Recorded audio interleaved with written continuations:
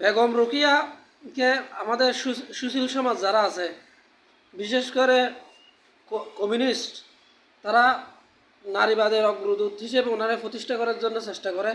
আমাদের কিছু ভ্রান্ত রাজনীতিবিদ আছে, ওর বেগম রোকেয়াকে বেশিরভাগ ওরা কী করে ফোকাস করার চেষ্টা করে। আসলে সে বাংলাদেশের সবচেয়ে নিকৃষ্ট নারীদের মধ্যে একজন। বাংলাদেশের সর্বপ্রথম পর্দার বিরুদ্ধে কলম ধরেছেন উনি। বাংলাদেশের সর্বপ্রথম পুরুষ বিদ্বেষী লেখালেখির মধ্যে কলম ধরেছেন উনি। উনি বাপের টাকায় ভাইয়ের টাকায় উনি নিজের মুখে লিখেছেন, ভাইয়ের টাকায় ভাইয়ের সহযোগিতায় ও লেখাপড়া করছে, আর উনি পুরুষ বিদ্বেষী কলম ধরছে। তাহলে তোমার ভাই পুরুষ, বাইরেরগুলো পুরুষ না? তো উনি সর্বপ্রথম মানে বোরকা নিয়া হিজাব নিয়া কটূক্তিকর লেখা সর্বপ্রথম উনি লিখেছেন। ইসলামের এই পর্দার বিধান নিয়ে সর্বপ্রথম উনি কটূক্তিকর লেখা লিখেছেন। এবং নারীবাদের যে উনি প্রতিষ্ঠিত বাংলাদেশও গুরুত্ব যারা বলে, তারা হচ্ছে এই এখন বর্তমান যেগুলো শাহবাগী কমিউনিস্ট, যেগুলা ফ্রি মিক্সিং, এই ফ্রি মিক্সিংয়ের ব্যাপারে সর্বপ্রথম ও কী করছে, উৎসাহিত করছে। এই সমাজে নারীদের ফেতনা ছড়ানোর জন্য সবচাইতে বেশি অবদান রাখছে উনি। আর নারী শিক্ষার অগ্রদূত উনি না, নারী শিক্ষার অগ্রদূত হচ্ছে আমাদের নবী করিম সাল্লাল্লাহু আলাইহি ওয়াসাল্লামের প্রিয়তমা স্ত্রী আমাদের আম্মাজান হযরত আয়েশা রাদিয়াল্লাহু তাআলা আনহা। ওনার কাছ থেকে এই সর্বপ্রথম পৃথিবীর মানুষ নারীদের মাধ্যমে শিক্ষা ছড়িয়ে দেওয়ার মতো বিষয় ওনার মাধ্যমে আসছে।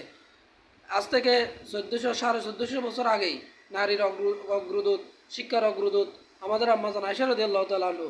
আর এখন এক নর্তকীকে, একজন মূর্খকে, একজন এই এই পুরুষ বিদ্বেষী এবং সমাজের বিশৃঙ্খলাকারী এবং সমাজের নিকৃষ্ট একজন ড্যান্সার, যেগুলোর আমরা নর্তকী বলি, ওই ধরনের একজন মহিলাকে বাংলাদেশের নারী শিক্ষার অগ্রদূত হিসেবে বলার চেষ্টা করে সেকুলাররা, আমাদের সেকুলার কিছু রাজনীতিবিদরাও।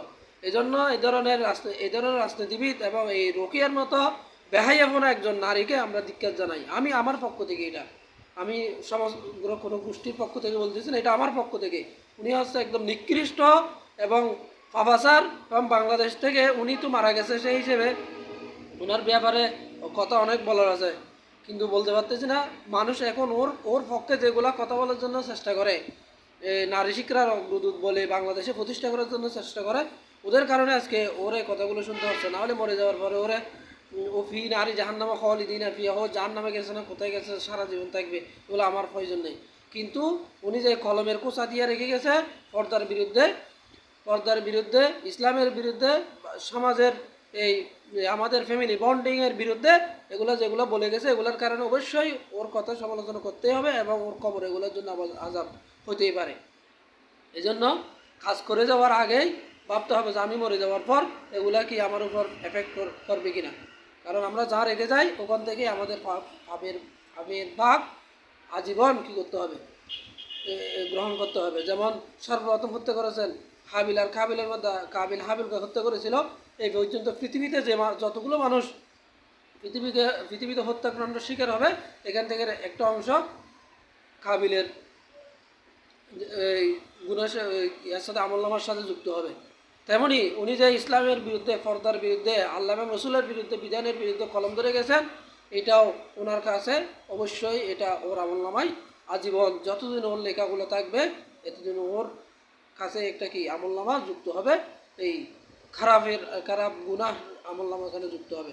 তাই ওর পক্ষে যারা নারী শিক্ষার অগ্রদূত হিসেবে প্রতিষ্ঠা করার জন্য চেষ্টা করবে, আমরা এগুলার মুখের থুতু নিক্ষেপ করি।